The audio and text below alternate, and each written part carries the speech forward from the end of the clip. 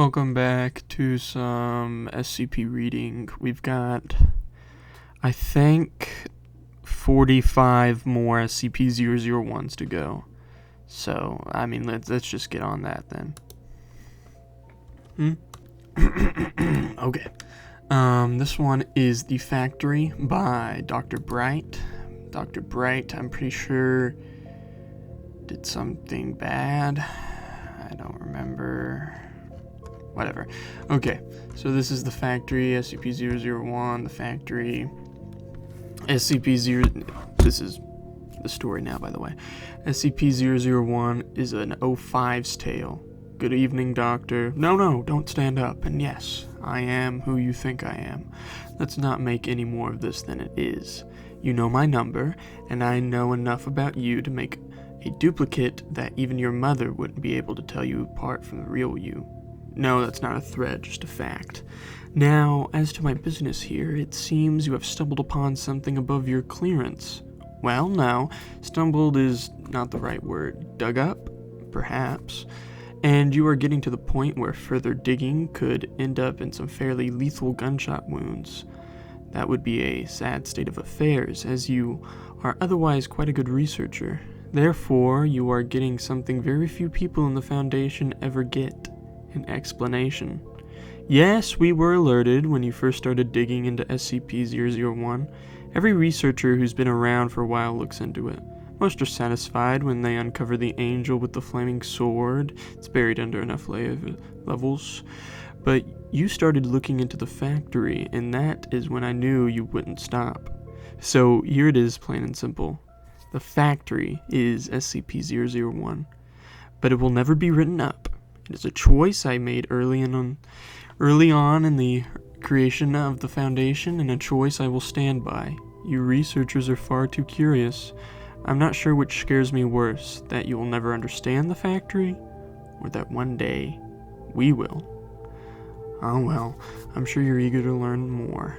The factory was built in 1835. Back then it was known as the Anderson Factory, named after James Anderson, a rather well-to-do industrialist. It was built in, well, we'll just say America, and was the largest factory yet designed, a good mile across at its widest, 3 stories tall throughout, with a special 7-story tower by the front gate that Anderson lived in. It was designed to be the ultimate factory, capable of taking care of everything, including the housing for workers. People could be born, work, live, and die without ever leaving the confines of the factory. And work they did on everything from cattle raising to slaughtering to textiles to everything else under the sun.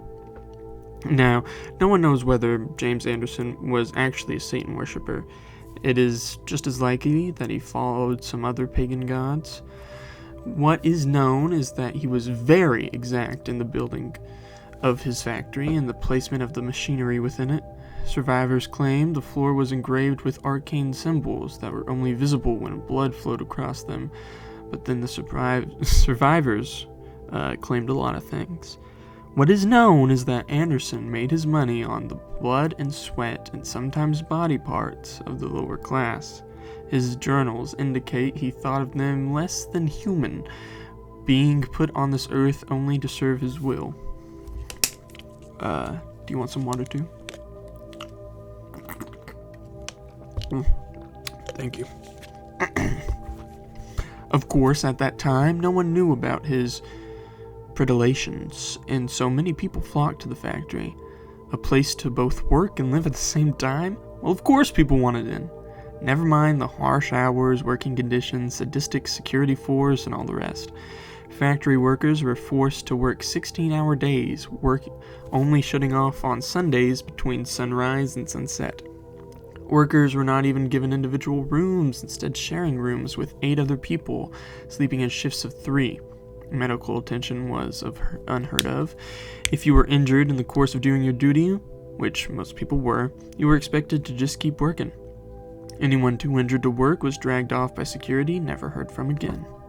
For 40 years, the Anderson factory cranked out all sort of things for people. Meat, clothes, weapons.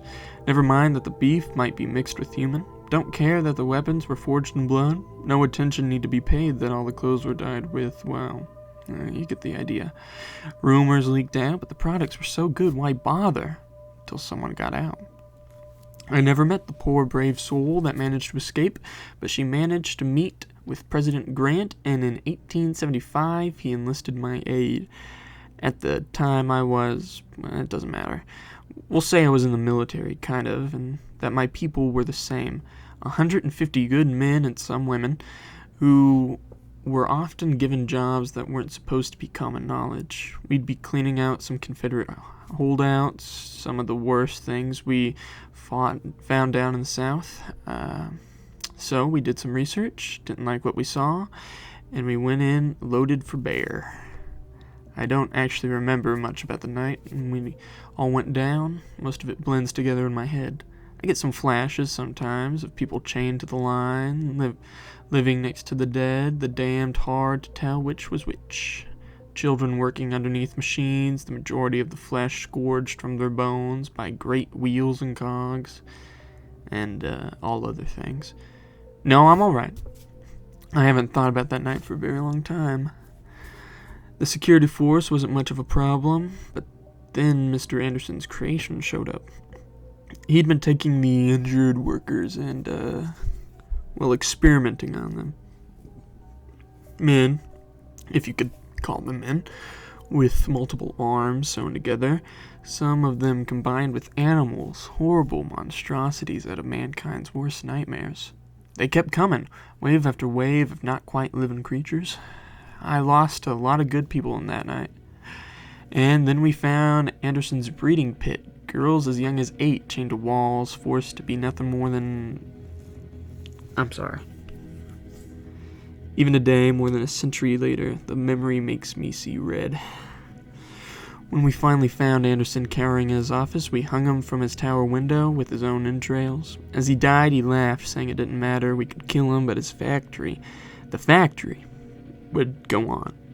He was still laughing 24 hours later when we finally cut him down, had him drawn and quartered, and then burned the remains. The entire time he uttered blasphemies that I don't like to think about. We spent a week cleaning that place out, freeing the workers, putting the things we found in the basements and many lightless rooms. We pulled out things that were useful, stocked them in a house near the gate, tried to make sense of everything. 150 of us went into that hell pit that night, and only 93 came out. By the end of the week, we were down to 71. But the things we found in there, my God. Well, you've been with the Foundation for a while. They wouldn't seem that amazing to you, but we found toy guns that shot real bullets, a yo-yo that would flay the skin from anyone it touched, hammers that only worked on human flesh, a breed of skeletal horses that ran faster than anything we'd ever seen, cloaks that seemed woven by night itself and let men access the shadowy dimension that... I get away from myself. We found tools, both wondrous and horrible. We were forced to make a choice. I gathered my highest ranking, well, we'll call them officers to me, and we tried to figure out what we would do. They all had opinions. The chaplain, he had gone a little crazed, thought all those objects must be miracles sent from God, holy relics to be worshipped. Marshall and his little today Dawkins thought there was a fortune to be made, making and selling these things to the highest bidder. The engine we all call Bass, due to his deep-spoken voice. He called these things an abomination, declared that we should hunt down and destroy everything we could find. And Smith thought we could take all this stuff back to the president. The only one without an opinion was an old man, but he never said much of anything anyway. We argued for hours, days, trying to make it work out. I thought we were sitting on a gold mine, all right. But that we could use these things, these objects, to hunt down some of the other scary things we'd run into the South. The other monsters this world had to offer, and use this factory for good as a place to contain these things, find a way to make them work for our fellow man, or at least protect our fellow man from having to deal with them. I'm sure you can figure out what happened. The chaplain snuck away in the night with his devotees, taking us small items with him. Marshall we kicked out when we found him abusing his authority. He promised he'd get revenge, and that little Dawkins shit led the rest of the group off with some of the juicier items. Bass and his people tried to light the whole damn thing on fire, then just left when it didn't work. And Smith left to report back to the president. I did manage to get him to promise me he'd tell Grant that the factory had been destroyed. I had big plans for that place. Of course, it was hard to follow through on the big plans when you only have 12 other people to work with, but it was a start. And it worked for a while. We had these amazing toys, and finding people to work with us was easy. Back then, going off the grid was as simple as leaving town. We knew we wanted. We knew that we could be. Lithithol set out getting us backing. A simple invention here, some well-invested money there. It all worked out. White and Jones set at getting us other backing. In our previous work, we'd found out some interesting things about people, some secrets that powerful men didn't want getting out. And with our new position helping keep secrets, we got more people asking us to deal with their secrets. Blackmail is a dirty word, but it works. Bright, Argent, and Luminex got to work cataloging the items. Light and Bright's wife, the nurse, they made sure we kept ourselves healthy. No, it's just remembering Light. She had such unusual ideas about hygiene for the time. Brilliant woman. Schopf, Fleschker, and Karnoff dealt with training the troops. Tesla and Tamlin were in charge of figuring out how to take advantage of the items without making it obvious. We were amazing. The city we built around the factory, a site we took to call in Site Alpha, was self-supporting. Agents, researchers, operatives of all sort. Not by those names, of course, but those positions. We expanded. I'm sorry. I'm an old man. I know I don't look it, but the body lies. The mind doesn't always remember right. And sometimes I get lost in my memories. Things get confused. But the long and simple of it is this. We used the factory. It always seemed to have more empty rooms to store things in. Back then, that was the word for them, things. No skips then, no. We thought we had the factory tamed. That's one of the reasons I refused to quit this job.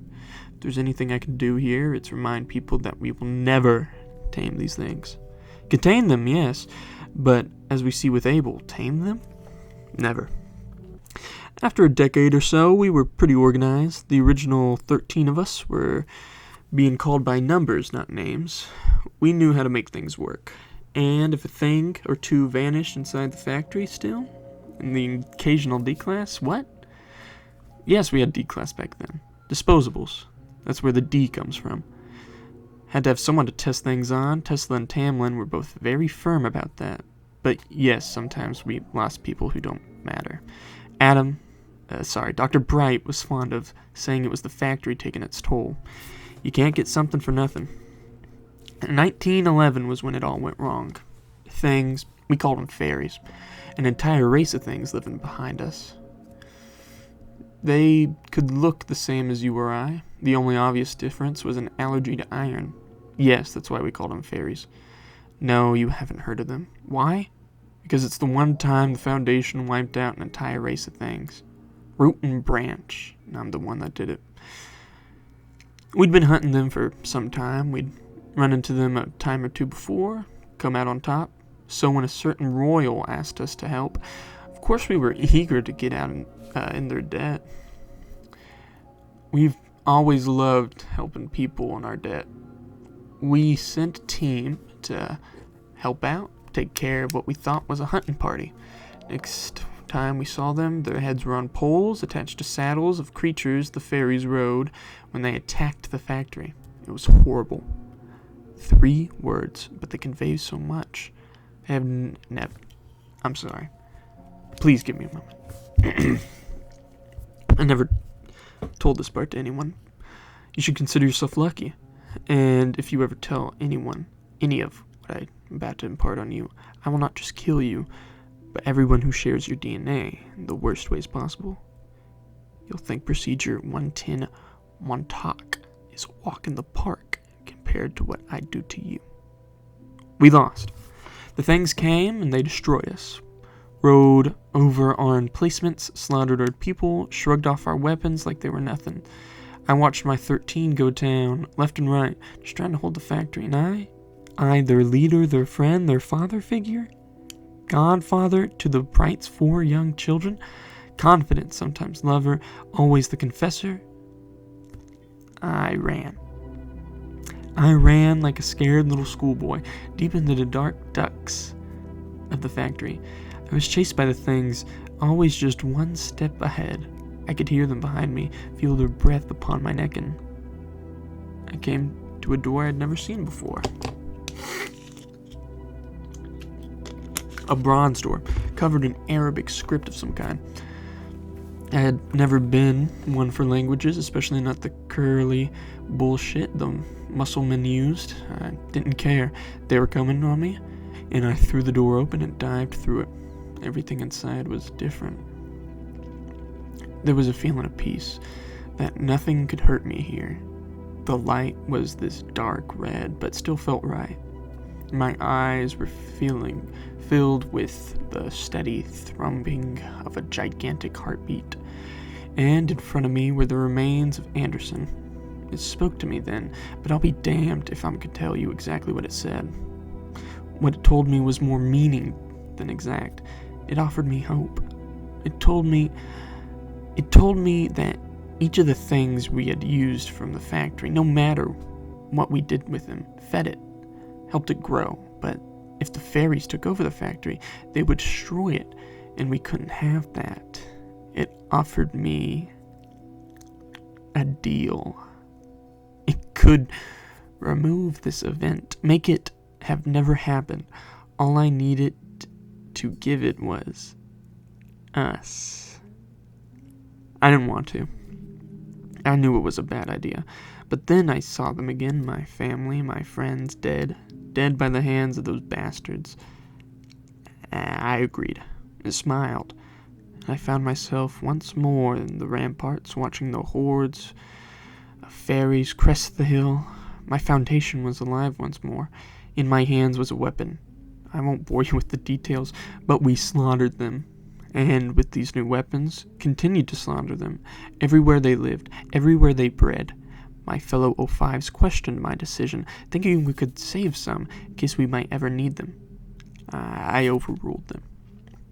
We moved away from the factory, shut it down, moved our things out of there. We changed the name from things to special containment protocols, focusing on containing them, not anything else. The others were curious, but understood I had my reasons. I boarded up the factory, locked it shut, buried it under a ton of rubble, saying it was too dangerous. I thought I'd gotten away with it, till I found a thing on my desk. One of the old toy guns that shot real bullets. It had a factory label on it. I've sent people in from time to time to see what it might be doing. Last time I sent people in to look, there was nothing. We keep finding factory items out there. I can't help but think of how many more we don't find. The people who use them and keep it hidden. I think back to the body telling me how each item used gave the energy to the factory. I never asked it what? Energy for what? I don't think I want to know. What do we give it? D-class mostly? Where did you think all the bodies went? There's a place. Bodies are left and they vanished. Everyone thinks I'm a genius for figuring it out. Sometimes I have to feed it other things. Researchers, agents, they never know what's coming. It just reaches out and takes them. But in the end, we're doing more good by being here. Whatever the factory wants, whatever it is, we're doing good here. I have to believe that. And now you know. Are you happy? I didn't think so. Why tell you? I'm getting old, Everett. Should I die, someone will have to keep feeding it. Maybe you'll be different. Maybe you'll find out how to stand up to it. But I doubt it. Alright, pretty good tale.